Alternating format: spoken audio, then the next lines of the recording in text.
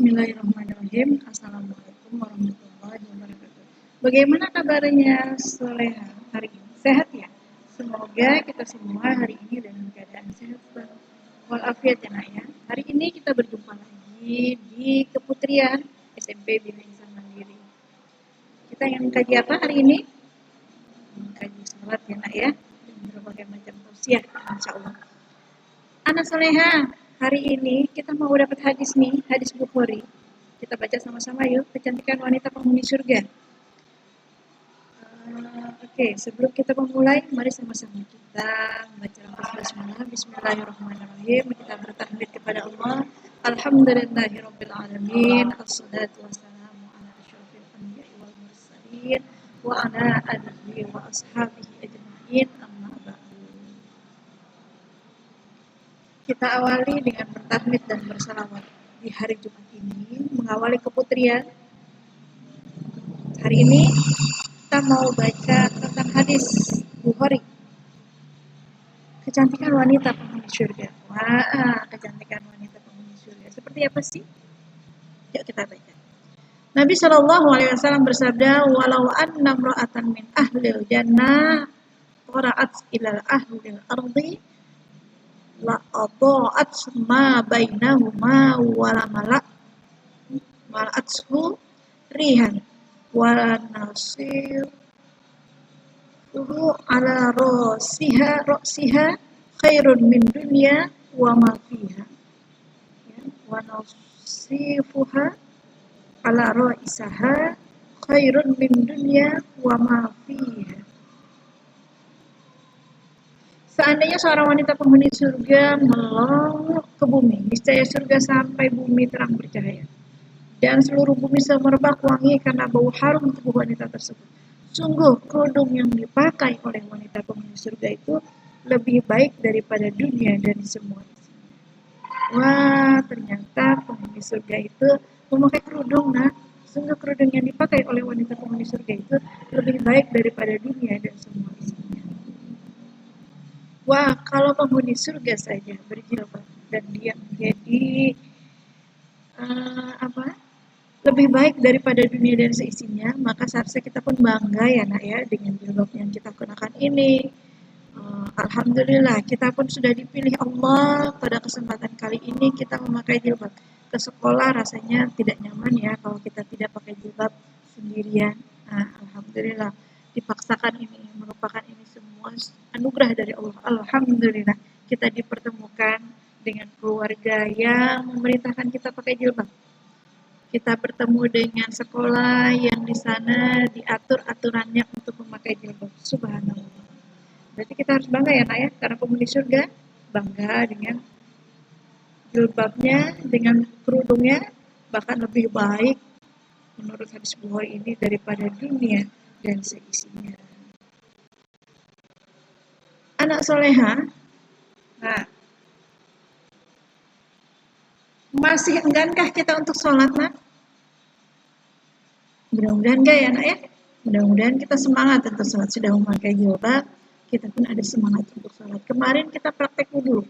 Setelah praktek wudhu, mudah-mudahan banyak ibu dengar masih ada yang suka sholatnya masih suka terlupa ya, apalagi subuh. Mudah-mudahan hari ini kalian bisa lebih semangat. Nah, ada kalimat yang sangat bijaksana, jagalah sholat. Walaupun kita bukan orang yang baik, kelak sholat itulah yang akan membuat kita jadi baik. Jadi ada nasihat dari guru kita. Kalau kita merasa belum baik, belum bagus, hatinya belum tertata bagus, sholat. Ya, nanti sholatmu yang akan membetulkan. Ya, jadi semangat apa kita untuk mengerjakan sholat? Maka di sana kita akan berkumpul dan bertemu dengan orang-orang baik. Ya, insya Allah kita pun akan bisa menjadi baik dengan sholatnya kita. Jadi semangat ya nak ya, mendekati Allah dengan sholat agar selama ini mungkin ada yang suka khawatir, suka bingung. Bu, gimana ya aku bisa menjadi baik? Bagaimana aku bisa bertemu dengan orang-orang baik? Tapi rasanya aku mau sholat enggan, karena aku gak punya lingkungan yang baik. Sekarang semangat saja dulu untuk sholat ya, karena sholatmu itu yang akan nanti mengarahkan kamu bertemu dengan orang-orang baik, bertemu dan menjadikan kamu pun bisa menjadi lebih baik. Yang belum semangat untuk sholat, yuk baca doa Nabi Ibrahim supaya kita ringan untuk sholat. Apa doanya? Bismillahirrahmanirrahim. Rabbi ja'alni muqimas shalah wa min dzurriyyati Rabbana wa taqabbal du'a. Rabbana ighfirli wa liwalidayya wa lil mu'minina yauma yaqumul hisab. Artinya apa? Baca doa ini ya. Ya Tuhanku, jadikan aku sebagai orang-orang yang mendirikan sholat dan juga keturunanku. Ya Tuhanku, terimalah doaku. Ya Tuhanku, ampunilah aku, kedua orang tuaku dan orang-orang mukmin di hari perhitungan. Nah, dari doa Nabi Ibrahim ini kita meminta kepada Allah, ringankan ya Allah, mudahkan kita, berilah rezeki kepada kita ya Allah, kepada kami ya Allah, untuk mudah menjalankan sholat. Muqimas shalah, Rabbi ja'alni muqimas shalah, jadikan aku sebagai orang yang mendirikan sholat. Jadi semangat untuk sholat ini yang masih rasanya berat dan tidak semangat untuk sholat, doa ini ya nak ya, kita berdoa, doa Nabi Ibrahim. Doa ternyata seorang nabi pun masih berdoa minta keturunannya supaya aman, supaya tetap bisa menjalankan sholat. Itu anak nabi, nah.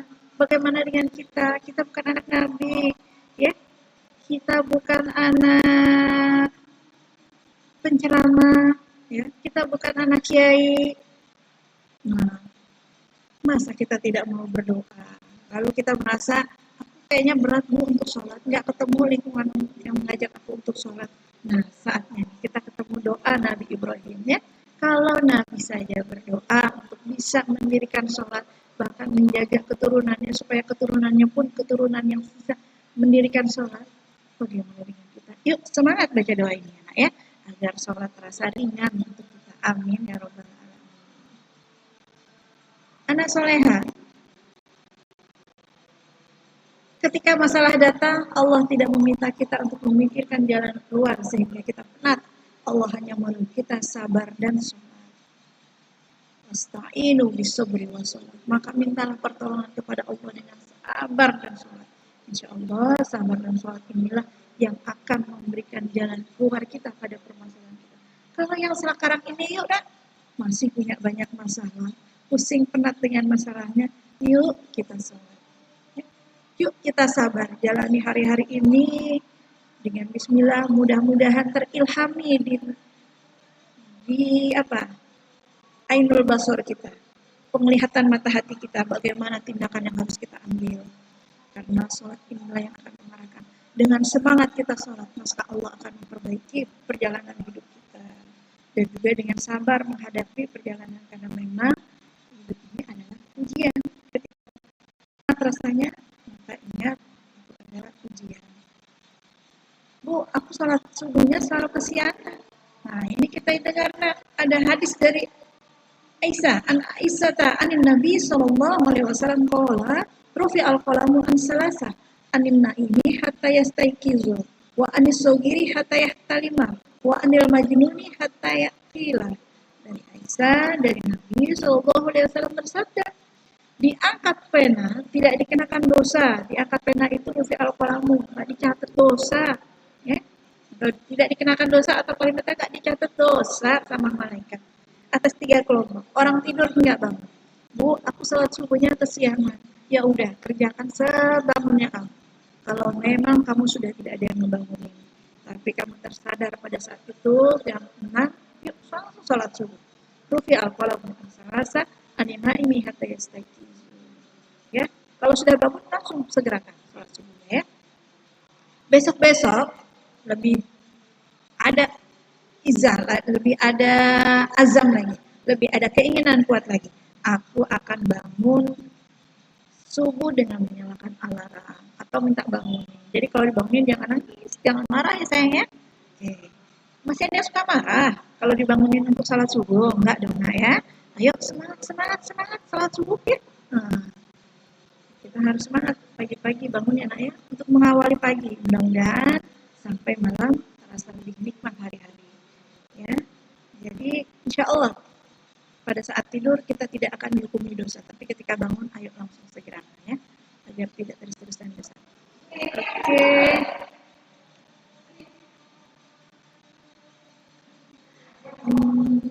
9 tips ini bantu Anda rajin salat 5 waktu. Maka kecelakaanlah bagi orang-orang salat, yaitu orang-orang yang lalai dari salatnya. Nah, kecelakaan bagi orang-orang yang salat, yaitu orang-orang yang lalai dari salatnya. Nah, dalam surat Al-Maun, hafal surat Al-Maun ya nak ya? Hafal dong. Ara'aital ladzi yukadzibu biddin fadzalikal ladzi yad'ul yatim wa la yahuddu 'ala ta'amil miskin fawailul lil musallin. Maka kecelakaanlah bagi orang-orang yang salat, alladzina hum an salatihim sahun, yang orang-orangnya lalai dari salatnya. Ya, semoga tidak berulang terus salat kita terus-terusan terlewatkan, apalagi sholat 5 waktunya, minimal sholat fardu dulu ya nak ya. Nanti kita raih cintanya Allah dengan sholat sunnah. Hari ini kesiangan, mudah-mudahan besok ada azam, ada keinginan kuat untuk bisa bangun subuh ya nak ya, agar sholat 5 waktunya tidak ada yang terlewatkan. Atau lagi sedang anak-anaknya main zuhur, yuk jeda dulu untuk sholat ya. Mudah-mudahan kita diberikan kemudahan oleh Allah untuk semangat. Ya Allah, Rabbi ja'alni muqimas shalah wa dzurriyyati wa rabbana taqabbal du'a. Ya, tadi doa Nabi Ibrahim ya. Ini nak, 9 tips ini bantu kita rajin sholat 5 waktu. Yang pertama apa? Pahami manfaat sholat. Nah, dengan sholat, di televisi kita lihat bahwa gerakan-gerakan sholat itu bahkan sampai dijadikan gerakan ergonomi. Ya, gerakan-gerakan yang untuk banyak sekali membuat kita makin sehat. Ya, dengan rukuknya, yang pinggangnya suka sakit, banyakin deh rukuknya. Ya, banyakin rukuknya, insya Allah pinggang sakitnya hilang. Coba rasakan ya nak ya. Banyakan kepala pusing, banyakin sujudnya. Bisa jadi kita jarang sujud, ya. Ternyata subhanallah itu manfaatnya. Mudah-mudahan Allah mudahkan kita ya. Yang kedua, ketahui mengapa Anda wajib melaksanakan sholat 5 waktu. Kenapa kita harus sholat 5 waktu? Ya, bahwa sholat itu adalah yang pertama kali akan dihisab. Ya. Yang ketiga, ingatlah bahwa dunia itu sementara, semua yang ada di dunia akan mati. Nah, hidup kita tidak hanya di dunia, tapi kita ada kehidupan yang kekal dan abadi nanti di akhir. Ya. Wa khairul laka minal ula. Sebenarnya akhirat itu lebih baik bagimu daripada dunia ini. Jadi dunia ini hanyalah persinggahan sementara, wasilah kita untuk bisa mencari sebanyak-banyaknya amal perbuatan. Semoga Allah meridhoi amal perbuatan kita, bisa menjadikan kita orang-orang yang selamat di dunia dan akhirat. Jangan menunda sholat. Ya, kalau kita rajin sholat, jangan pernah menunda. Ada waktu Allah Akbar, langsung kerjakan, karena itu yang membuat ringan. Tapi kalau sudah diundur, rasanya akan terasa lebih berat. Kecuali ada urusan-urusan syar'i ya. Yang kelima, lakukan secara bertahap agar menjadi kebiasaan. Ya, oke, lakukan secara bertahap. Sekarang sholat 5 waktu dulu. Ya, nanti sudah semangat sholat. Kalau belum sama sekali, ya udah, yuk rajinin satu sholat dulu ya. Nah, mudah-mudahan jangan lama-lama, ya, karena kalau kelamaan, terlalu banyak buang-buang waktu. Ayo, semangat saja deh di waktu itu, ya. Di waktu itu langsung sholat, ya. Segerakan ya. Mudah-mudahan Allah mudahkan kita untuk bisa menjalankan sholat. Yang keenam, lakukan sholat berjamaah. Nah, biasanya kalau berjamaah itu lebih ringan. Apa-apa yang dikerjakan secara berjamaah, biasanya lebih ringan. Ada yang tugasnya mengingatkan, ada yang tugasnya membacanya dengan bagus. Nah, lebih ringan rasanya ya. Kita kalau puasa Ramadan itu rasanya lebih ringan ketimbang kita puasa sunnah karena kita sendirian. Biasanya. Yang ketujuh, bertemanlah dengan orang-orang yang rajin sholat. Nah, kita sekarang alhamdulillah berjumpa di sekolah yang mewajibkan kita sholat, mengajak kita sholat. Kita mau diajarkan kemarin praktek wudhu, diingatkan waktu BDR kita sholatnya ya. Kita sudah bertemu dengan teman-teman yang rajin sholat. Insya Allah, mudah-mudahan ayo kita semangat sholatnya ya. Dan hari ini pun di Keputrian Ibu mengingatkan kalian lagi untuk semangat sholat. Ya, kita akan berkumpul bersama dengan orang-orang yang semangat untuk sholat. Amin. Ya Rabbal Alamin. Berniat dengan tulus. Ya, kita berusaha sholat ini tulus karena Allah, bukan karena dilihat sama mama, bukan karena bu guru, ya. Tapi sholat ini karena memang perintah Allah, menjalankan sholat. Yang kesembilannya, tips agar kita rajin sholat yaitu baca buku tentang Islam agar lebih semangat. Ya. Semakin kita mengetahui, semakin kenal, maka kita akan semakin cinta ya. Keutamaan sholat tepat waktu. Seandainya orang-orang mengetahui pahala azan dan barisan sholat pertama, lalu mereka tidak akan memperolehnya kecuali dengan ikut undian. Niscaya mereka akan berundi. Dan seandainya mereka mengetahui pahala menyegerakan sholat pada awal waktu, niscaya mereka akan berlomba-lomba melaksanakannya. Dan seandainya mereka mengetahui pahala sholat isya dan subuh, niscaya mereka akan mendatanginya meskipun dengan jalan merambat. Ini hadis Bukhari. Ya. Ternyata banyak sekali keutamaan sholat. Ya, yang sampai dirahasiakan, tetapi diberikan hadis Bukhari ini, mengingatkan kita agar kita jangan sampai lalai dengan sholat kita ya. Ya. Semoga semangat. Pahala merutinkan sholat 5 waktu. Ya, hadis riwayat Muslim. Permisalan sholat yang 5 waktu itu seperti sebuah sungai yang mengalir melimpah di dekat pintu rumah salah seorang di antara kalian. Ia mandi dan air sungai itu setiap hari 5 kali. Al-Hasan berkata, tentu tidak tersisa kotoran sedikit. Dalam sholat diawali dengan wudhu. Kita diajarkan untuk bersih-bersih dulu. Ya, sebelum pandemi ini datang, yang mewajibkan kita untuk tutup masker, cuci tangan, pakai hand sanitizer, Islam sudah lebih awal mengajarkan kita ya. Mau ketemu sama Allah yang tidak terlihat dengan kasat mata Allahnya, tapi kita bisa rasakan karena memang kita tidak diperintahkan untuk melihat Allah dulu.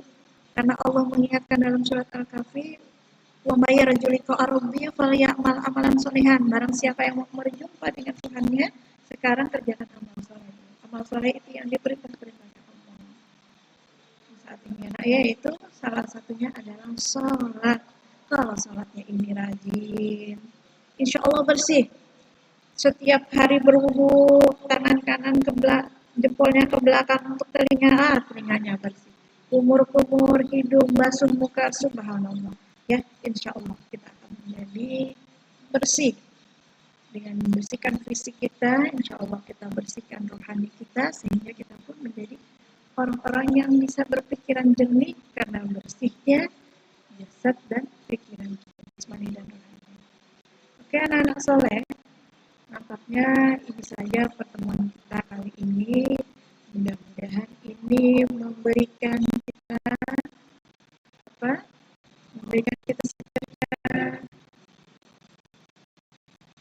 kita pencerahan pada kesempatan Jumat pagi ini ya. Oke, ibu akhiri dengan sama-sama kita beristighfar. Astagfirullahaladzim. Subhanakallahumma wa bihamdika asyhadu an la ilaha illa anta astaghfiruka wa atubu ilaik. Wabillahi taufiq wal hidayah. Wassalamualaikum warahmatullahi wabarakatuh.